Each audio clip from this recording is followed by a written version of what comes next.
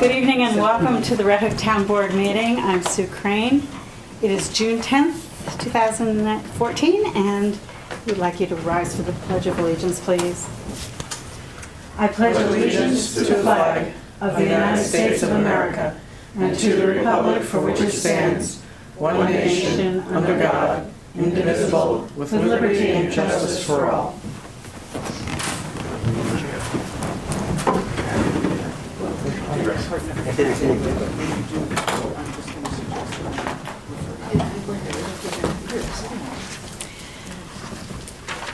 This being the first meeting of the month, the second Tuesday of the month, we do a Red Hook Town Board or Town Supervisors report to the public monthly, and it is to the Town Board of the Town of Red Hook, pursuant to Section 119 of the Town Law. I hereby tender the following detailed statement of all monies received and dispersed by the supervisor during the month. And that would be the month of May, ending May 31st. The grand total's opening balance was $4,535,667. Receipts were $338,047.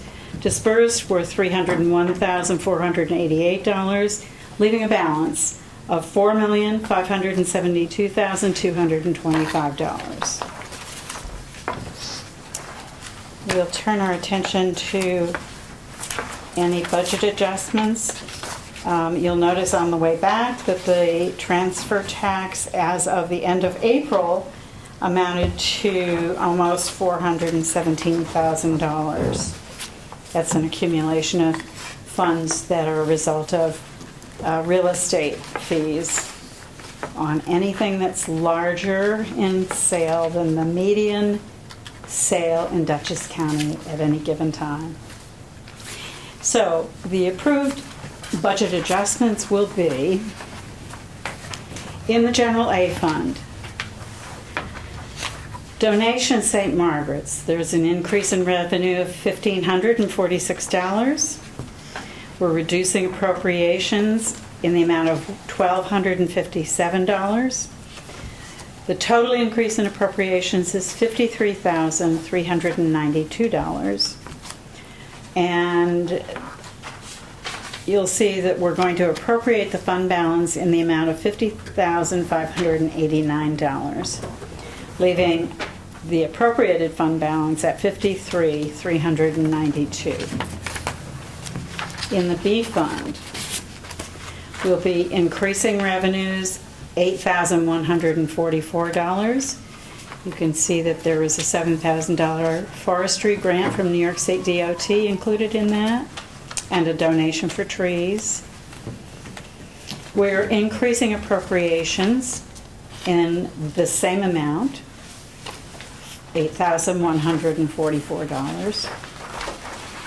In the fire funds, we're going to increase revenues $50,597.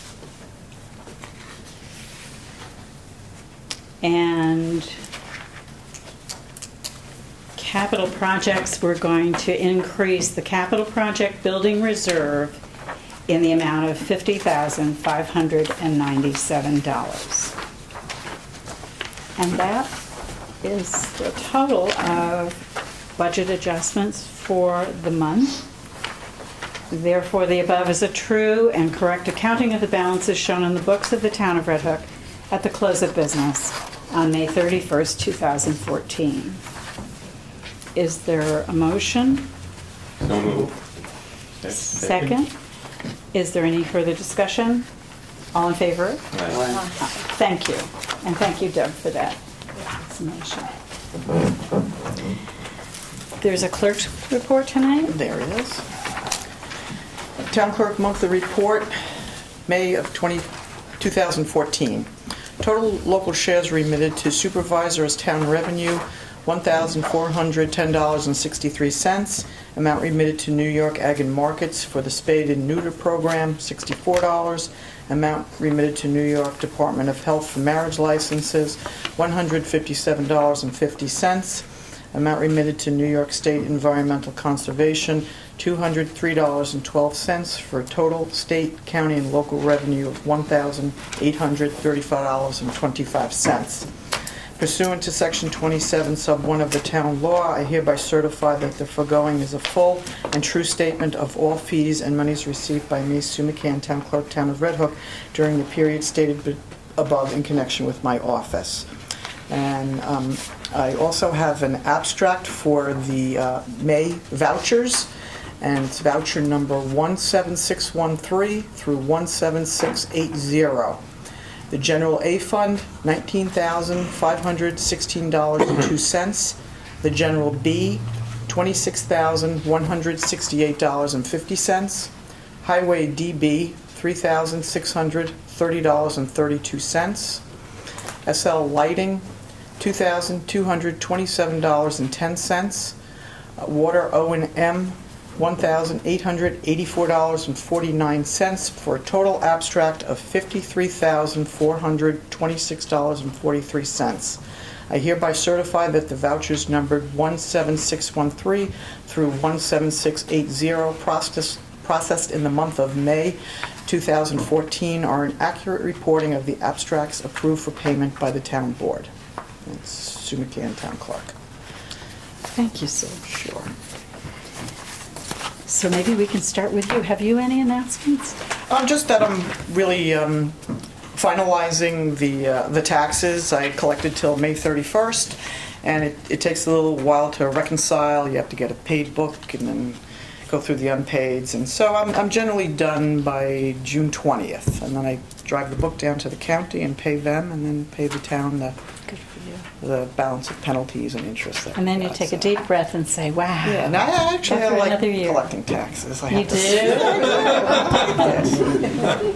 Most people are very nice. Yes, they are. It is true. I Yeah, know. well, it's hard to not be nice to you, I have to Sue. pay them too, so. Yes, right. I think I've heard you mention that on occasion. I do. Well, thank you. You do a wonderful job at it. Thanks. So, Bill, have you any announcements? No. Karen? No. And Brenda? You could just do another reminder about the Give a Child a Summer Meal Food Drive on June 17th at the Firehouse from 1 till 3 and 6 to 8. And we just got a nice note from the Red Hook Police Department that they have made a donation and will be collecting food on their own to bring to that drive. So everybody's joining in. It's great. That's great. How about you, Jim? Have you any announcements? And I think I'll save one announcement for a little bit later, and we'll let Debbie make it. So, is there any public comment before we start the agenda? Okay. Hearing none, we'll start with the very first topic, which is going to be kicked off by our business manager, Deb Marks-Kuhn, who is going to review a new investment policy with us. Thank you for the amount of work you've done on this. I know you have been slaving over this for a week or more, maybe 2 or 3, and you've gathered a lot of information, so the floor is yours. But I think it would be good for you to make an announcement. We haven't done so yet. And is it okay if we announce that you're intending to retire? Okay. Okay. So this is the business manager who has run Town Hall for 20-some years. We're not going to get into exactly how many. And she does it with great grace and humility and efficiency and professionalism and kindness to everyone. And I need you to know that we have all agonized over the day when you would decide to do this. And so we congratulate you and Vern, and I know you're going to enjoy your new home and your freedom, some more freedom. We're going to be calling her back for backup to the new bookkeeper who is going to join us. And she is with us tonight. Her name is Ann Conway. We went through an extensive search, had a lot of wonderful applications. The committee of people who interviewed were very, very impressed with the credentials of the people who did apply. We culled them to those people that we thought would have the appropriate skills that could easily move into the job, because it's one of a lot of responsibility and needed some very strong skill sets. And Anne has accepted our offer and will be starting part-time. I believe it's June 16, is that right?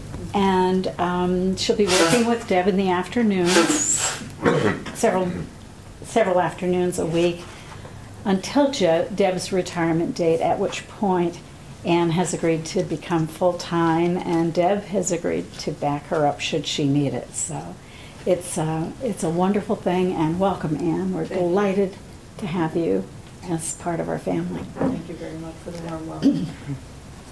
Our pleasure. So we'll talk about something a lot duller than that now. Well, it's dull to me. It's very exciting to Deb. It is very exciting, actually. We have a lot of different things happening at once in the banking industry. They're taking a different look from the way they view municipal relationships that they have, which has caused me to go out there and take another look with the banking relationships that we have, which also brought to the forefront that our investment policy, although it was basic and adequate for the time that we had it, needed to be revamped and updated. So I did that along with what I've done here. I've contacted some area banks and asked them what sort of services they had available to us. And in this packet I've made up for you, I've provided you with some of their responses. And one of the things that came back, one of the responses that came back was quite interesting in that they want to have, and they're really looking forward to having a relationship with us, but they're asking that we accept an irrevocable letter of credit drawn on the Federal Home Loan Bank as collateral. Well, as a former banker, I knew what a letter of credit was, but I'd never heard of such a thing as that. So I did some research, which led to more questions, and then I contacted the legal department in the Association of Towns, and they put a call in to the state controller's office, and everything I looked at was it was quite interesting, and I liked what I was researching. And I got confirmation back today from them, from Sarah Wren Catella, who's in the Association of Towns Legal Department. She contacted the State Controller's Office, and I have some good back-up documentation that I provided you with that I would ask that you take a look at. And I think it will alleviate any concerns you have. I did have some conversation with the town attorney, and I want to caution that this is a new thing that we're undertaking. And even though I have some idea of what it entails, it's new to me as well. So I want to set up some procedures as to how it's handled. Specifically, I keep an eye on the collateral that's pledged to the town. I get updates periodically, and I verify that they're the collaterals that we've specified in our investment policy that are acceptable. Well, with the letter of credit, from what I understand in reading in my conversation with Chris, there are different types, and you have to be very careful. We want to make sure that they're rated a high rating, one of the highest ratings by an acceptable, what is it, Moody's? Well, Standard & Poor's. And I think once we set these guidelines in place, it'll be an easy matter to follow through on it. So with that being said, what I'm asking the board is to take a look at this packet. I want to update the investment policy, maybe at your next meeting. By then you should have had enough time to look at it. Mm-hmm. I also would like an opportunity to go back to one of the other banks and have a little conversation with one of the officers there. And it's pretty self-explanatory. I'm asking you to add, if you look at the investment policy, I printed out the draft. In blue are my comments. And on page 3, I've asked you to add the Bank of Greene County with those maximum amounts. You're getting way ahead of me here. I'm sorry, you're in page 3. This investment for this. Yes, that, page 3 of 10. To add the Bank of Greene County as a depositary. On page 4, they made reference to redeposit agreement for FDIC insurance purposes, and I had no idea what a redeposit agreement was, so I did some research on that, and I included a printout from a bulletin from the state controller's office, a bulletin which explains what a redeposit agreement is, and that's attached, in this packet, so you can look at that. Okay. On page 5, I made a notation in blue again. Schedule A will be updated, listing acceptable securities. After you decide this is the way you want to go. On page 6, I did get the information back from the Bank of Greene County asking for their depositary. Third-party bank, it happens to be M&T. So I will make that notation too. Okay. And on page 9, I was, did we decide to leave those right in there, Chris, or did we finally decide? I think you decided that those were holdovers from the prior agreement, they didn't come from the comptroller's model. This draft came from a combination of the original investment policy that you had in place, but with some substantial updating from the comptroller's model policy that had come out more recently, just as a place to start. So these were holdovers from your original. Item 2 and 3. So they're sort of redundant because you receive all of this information, all this data in detail monthly with your supervisor's report. Okay, so we can just delete those 2 items. And then page 10 is a schedule of the acceptable collaterals.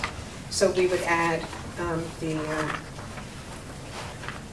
FHLB LOC, Federal Home Loan Bank letter of credit, to it. What else did I want to tell you?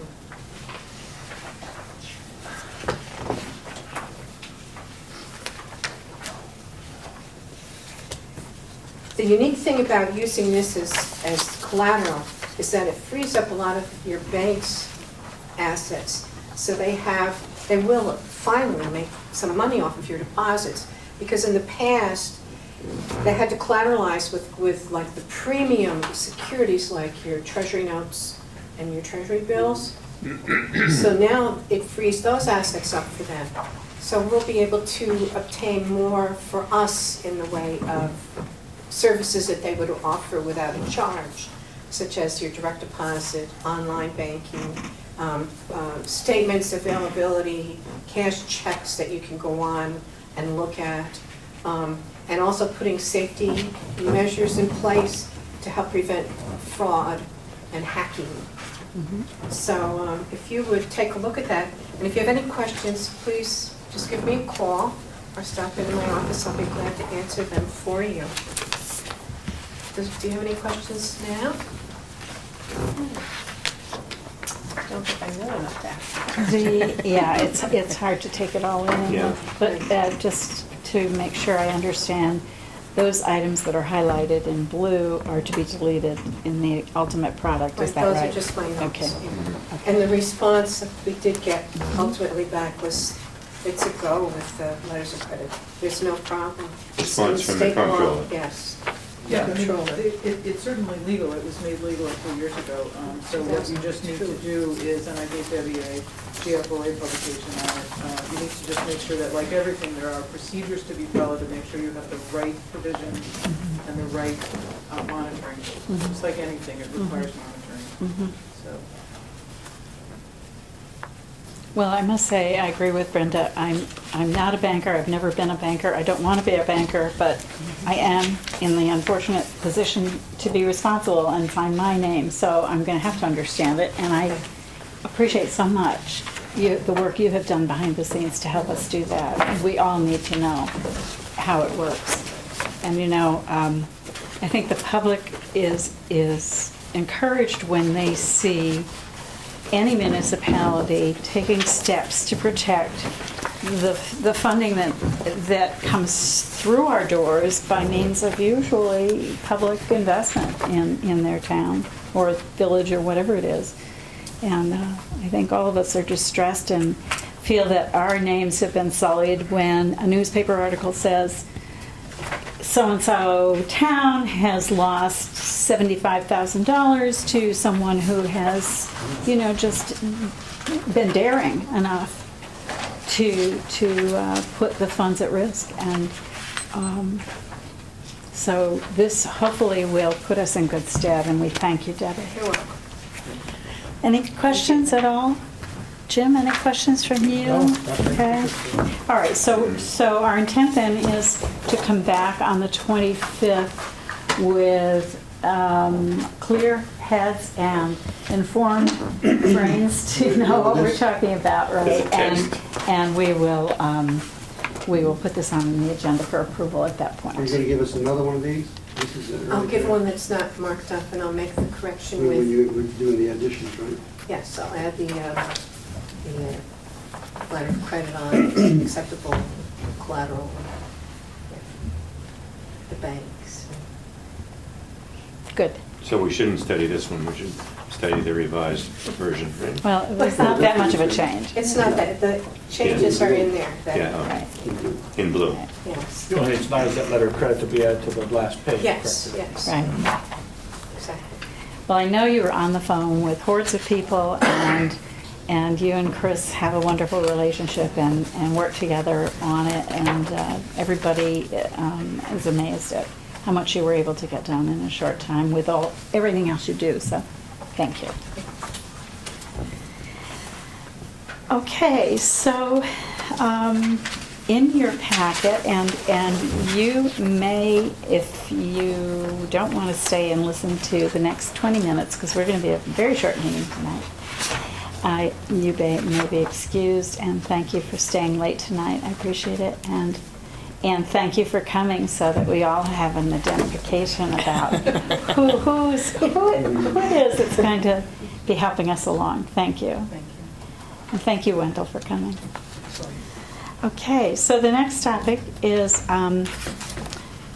behind, I believe you all have tabs, and it would be tab 2, and it's a resolution regarding the intermunicipal cooperative agreement with the town of Hyde Park, which we joined as a municipal shared service with our Municity software program and related agreement. And I understand that this is a necessary portion of that shared services. So you're all aware of that agreement with Hyde Park, that Hyde Park is the lead agency, and Yes. many, many towns who did not have a Municity program signed up for it. We happen to have it, but we updated ours as our interest in this. So we're very, very happy for everybody in Dutchess County who is taking advantage of this great program. So I'll just read the resolution authorizing the execution of an intermunicipal cooperative agreement with the town of Hyde Park regarding certain municipal shared services, that is Municity's software and related software agreement.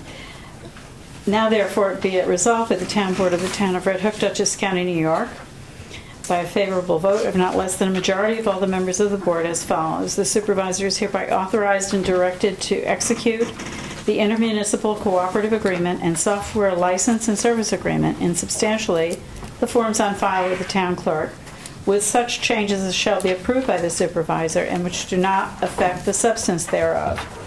2, the supervisor, the town clerk, and the town's other officers, employees, and agents are hereby authorized and directed for and in the name and on behalf of the town to do all acts and things required or provided by the provisions of the intermunicipal cooperative agreement and software license and service agreement.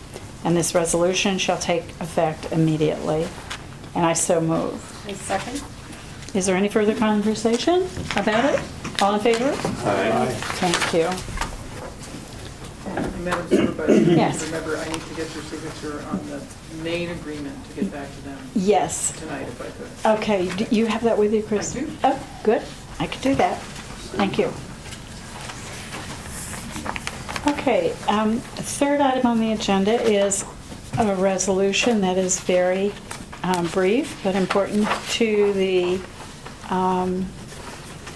people who have a small development on this road. As most of you know, a certain amount of research has to be done, no matter who the developer, to make sure that the name they wish to use on the road that they have created is not duplicated anywhere in the town, and that's because it's a safety issue.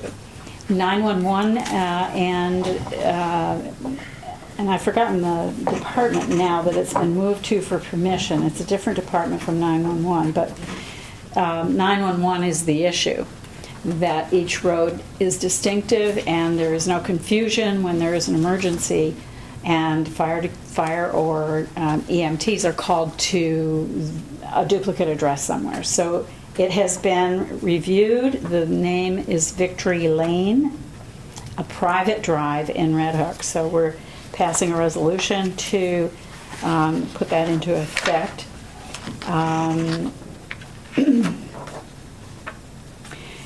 And here it is, right in front of me. Dutchess County Real Property Tax Service Agency is the one that researches and determines that, yes, there are no other conflicts. And as soon as we read this, I want to say something about 911.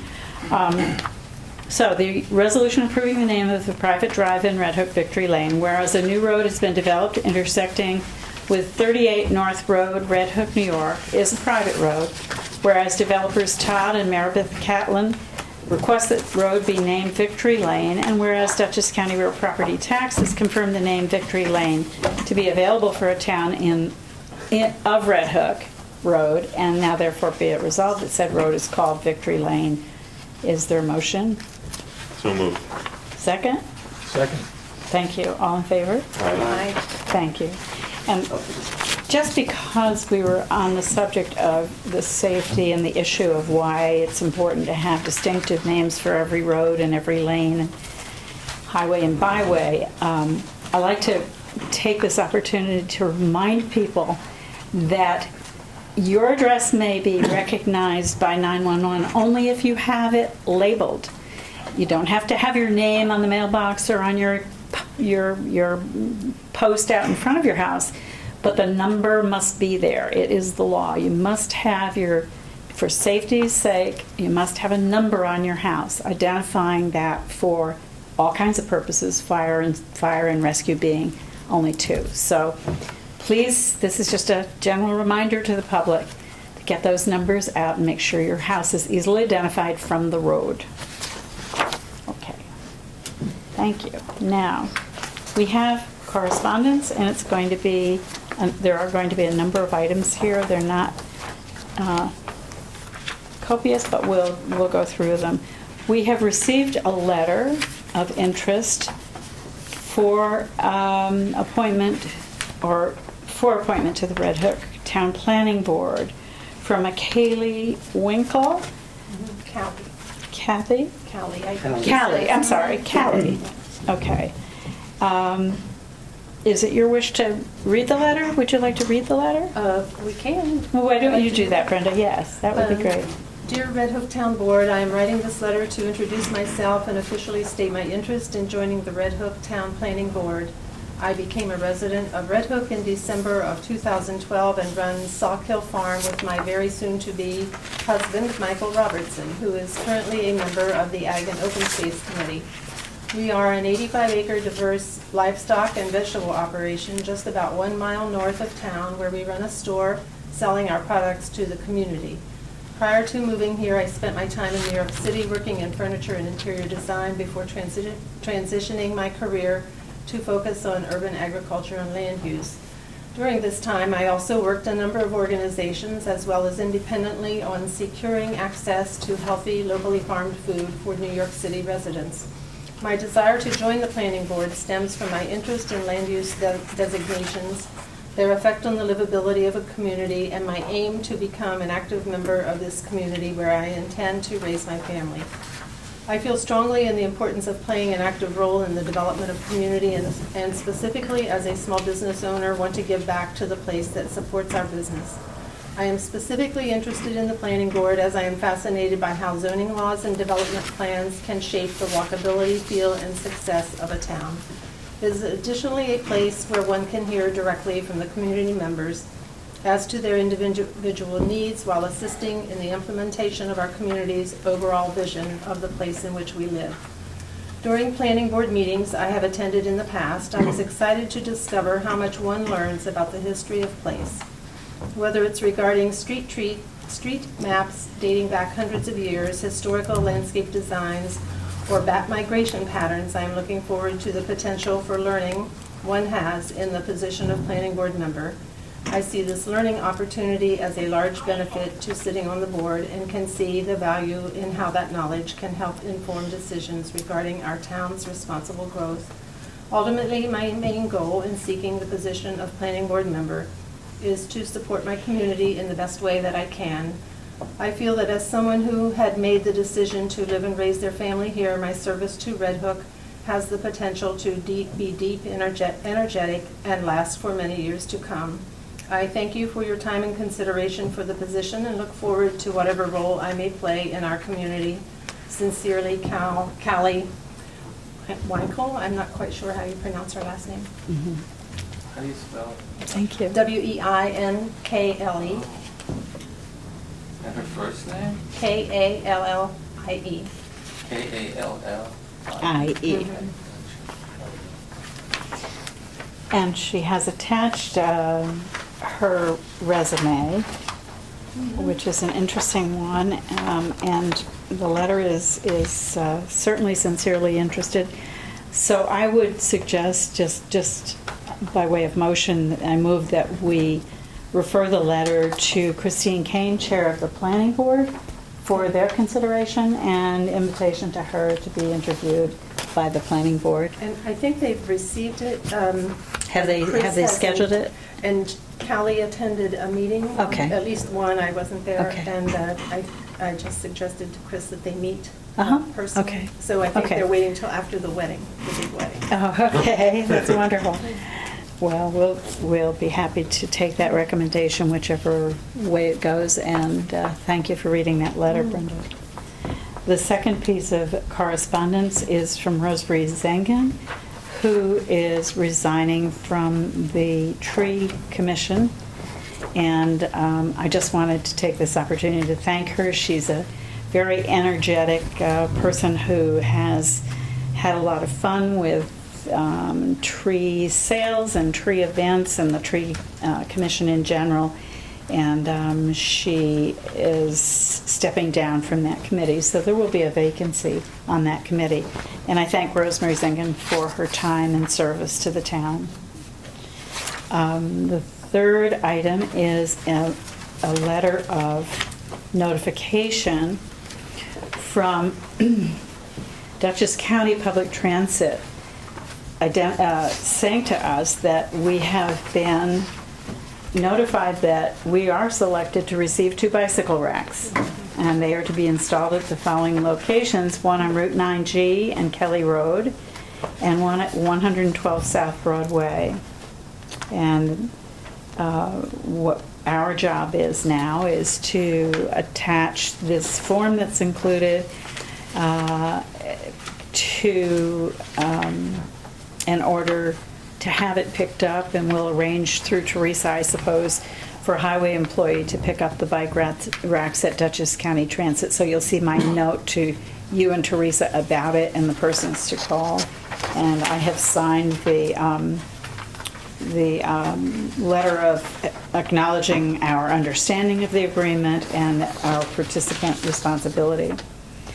And they, just for your information, I talked with them today. I talked with Cynthia Ruiz today, and she tells me that they are going to try to have this annual bike rack inspection maintenance form reportable by next year. It gets reported once a year in July every year that we say we have been out. We check out the bike racks, make sure they're safe, they're installed properly, and they're going to have it online so that we don't have to go through a process of mailing the form every year. But they've thought about just about everything.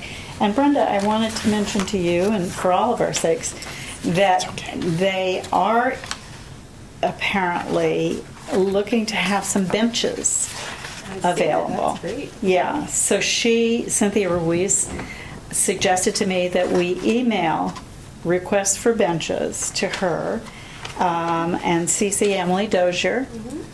And they do not know what the county allocation is, but they're looking for interest. So maybe we can have a chat about how many and where and justify our request. I'm curious. Where's 112 South Broadway? Is that? I don't know. I was going to ask that. Where is it? I think it's is it the parking lot? I think it's 112 South Broadway would be. Oh, the village parking lot? I think it might be. I think it might be. I thought there was a multi-digit. I There's don't know the digit number. Like a digit Yeah, thing. like we were 109. Yeah. We used to be 109, and the Okay. village is 7467. So it'd be Yeah, but across 109 would be it would be close to us, wouldn't it? Yeah. Oh, maybe Across the it's street. It's across the street. It must be Maybe. in near Red Hook Commons, maybe. Or maybe Dunkin' Donuts. The mystery of the evening. Well, I'm so glad you asked that question. Now we have something to look forward to and answer next time we meet. Okay, we'll figure it out. It's got to be across the street. No, it's on this side of the street. Even oh, 9. I'm sorry. I'm sorry. Right. Why would they use the old address? I don't know. Maybe they didn't know that we've changed the numbers. Actually, we still get a lot of mail to 109 South Broadway. Yes, sometimes No, it does come we through that do way. get some, right. yes. Yeah, but it seems like the county of Dutchess, they should know the 911 address. Jimmy, just couldn't resist saying that, could you? Just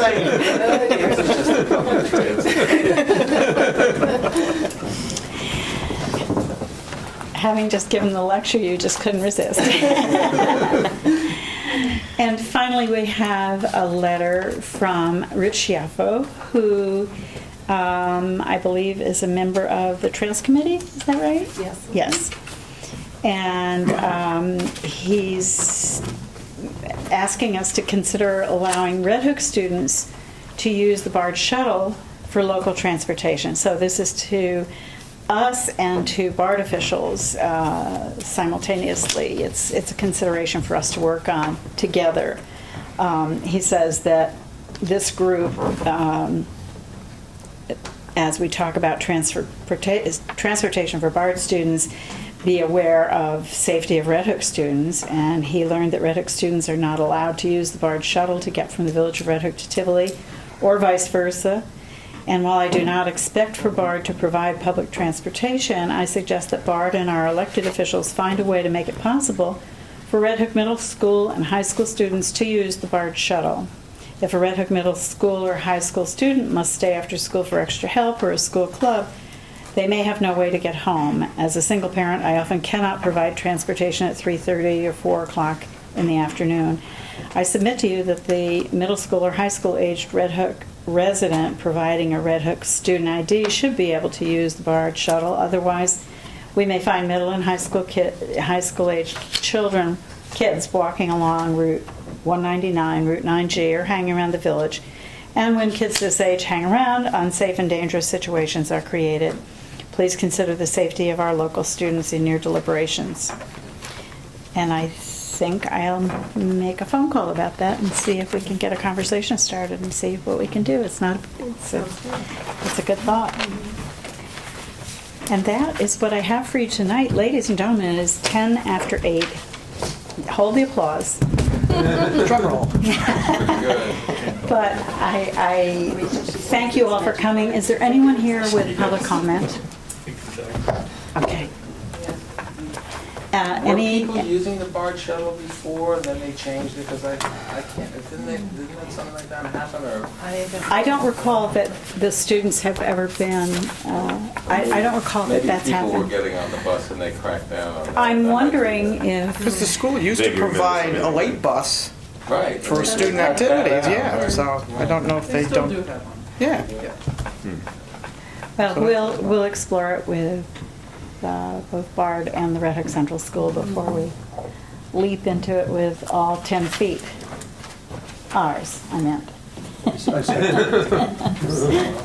Okay, if there are no further comments from you, does anyone have a motion to, So move. thank you, Second.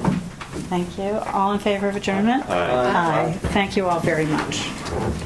This is a record, Sue. I think This is a record, yes. I think it's quite remarkable. I think it- Impression that this is the way it always is.